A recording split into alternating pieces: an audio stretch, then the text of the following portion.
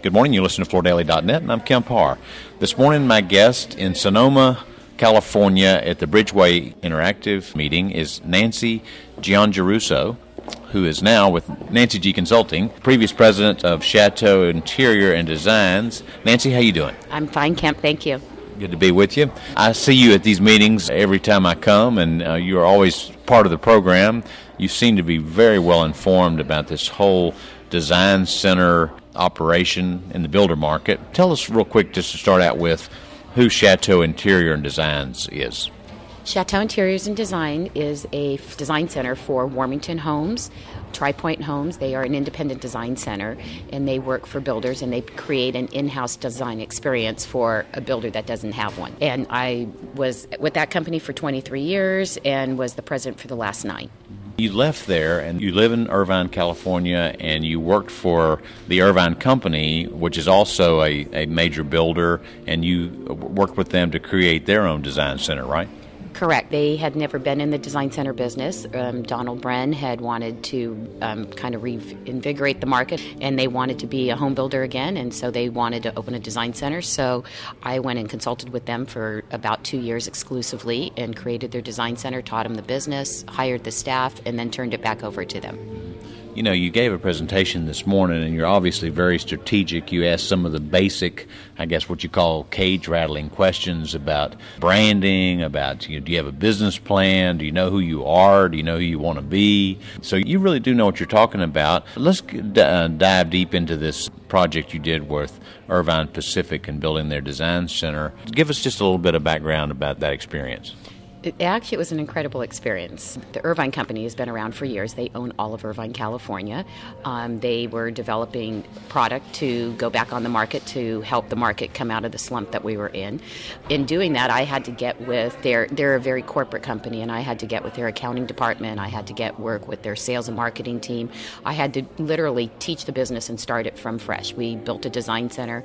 We had to figure out what we were selling in the design center, what our products were going to be, what were the homes like, and then we had to start doing our offerings. We then created, with the help of Studio Chateau, the software, and began the process of creating the design center business. And then I staffed it with 8 designers to start with. I think there's 14 there now when we left. We did our first year in business, $2.5 million ahead of our business plan in a down market. It was quite the experience, and it was a very buyer profile. It was an Asian buyer profile that we were dealing with. Mm-hmm.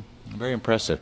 You said you hired these interior designers that were what you staffed the sales force with. Talk a little bit about the qualifications to be good to work in the design center. 6 of those designers I hired were very experienced designers that had been in the building business. And, a designer who works in the building part of the industry, a new home building, versus a designer that doesn't is a little bit different because we're working on a schedule. We cannot hold the house up. We have to be educating the buyer on what's going into that house. We have to understand the whole community. That's what they're buying, is that community, that product. And then we want to sell upgrades and going along with that without selling upgrades, without being forceful in doing that. So I did hire 6 very experienced designers that had been in the industry for years. They'd been in the building industry. They've also been in the design business, and they were designers.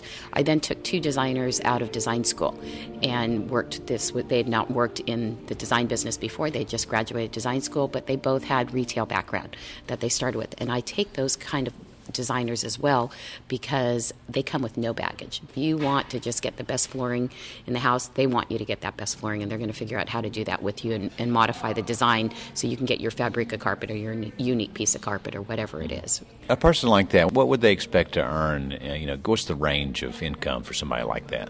The designers that were working for me, they had a nice salary, probably about $50,000 base salary, and then they would get 2% of whatever the upgrades they sold. Mm-hmm. So they can earn, most of my designers in the past have earned 6 figures.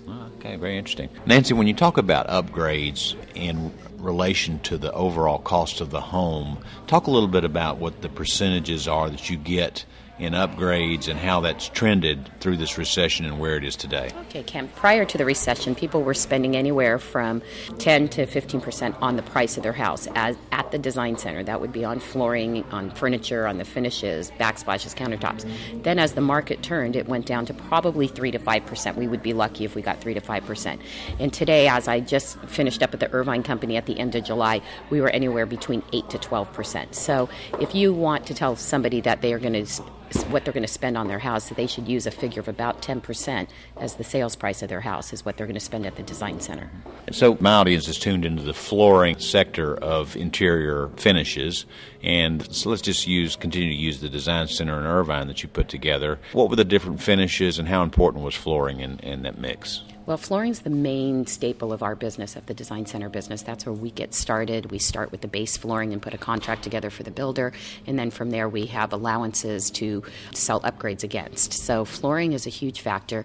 The way we put the design center together, the way I put it together, we did not do it in packages or levels. We just brought product that represented the homes that we were building. We opened 9 communities all on the same day, and then ended up with 14 total before I left, and we had a buyer profile that we were filling that for. So we had from a low end of $300,000 homes to a high end of $1.1 million homes. We had flooring, we had a green section, so we had our sustainable flooring section, and that was our wools and our bamboos, our stone products, anything that came from nature. That was an area that we did. We made a big wool section, and that became a big seller for us.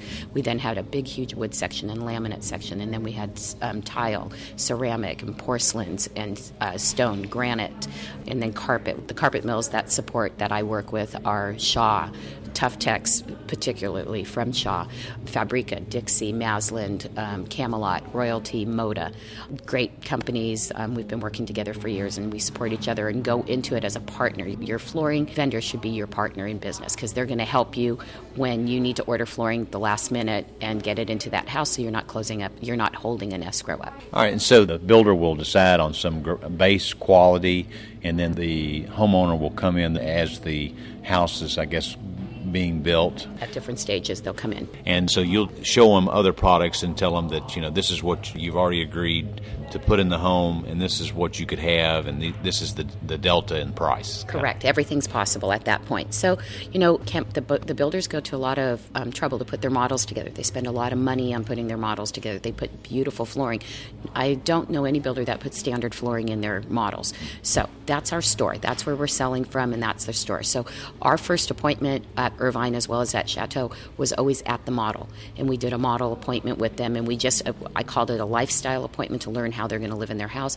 We talked about the hard surface areas, how we're going to sell the carpet, what we're going to want, and then we get them prepared to come back into the design center. So I felt that carpet is getting smaller and smaller in the homes, the areas of carpet. So why don't we start with carpet, because that's your biggest texture and color that you can add to your house. Let's start with carpet and get the carpet you want. So we talked a lot about flooring, which is what my audience is tuned into, but do you also do appliances and cabinets and that kind of finish too? Yes, we did everything from selling the structural options that came with the house through appliances, through electrical, low voltage, countertops, backsplash, window coverings, furniture. We wanted to finish that house as much as we can, so we've sold everything. All right, very interesting. So after you left Chateau Interior and Design, you've been out on your own. We talked about you doing this special project with Irvine Pacific. So you kind of hung your own shingle here, and you're a consultant, and it's called NancyG. Tell us how people can get a hold of you if they're more interested in this. I have a website. It's NancyGConsulting.com. You can call me at 949-701-9797. I am currently working with a builder in Seattle, as well as 2 builders in Dallas, and then 3 builders in California. So please call me and let me help you. So again, we've been talking to Nancy Giangeruso in Sonoma, California at the Bridgeway Interactive Meeting, and you've been listening to Kemp Harr and FloorDaily.net.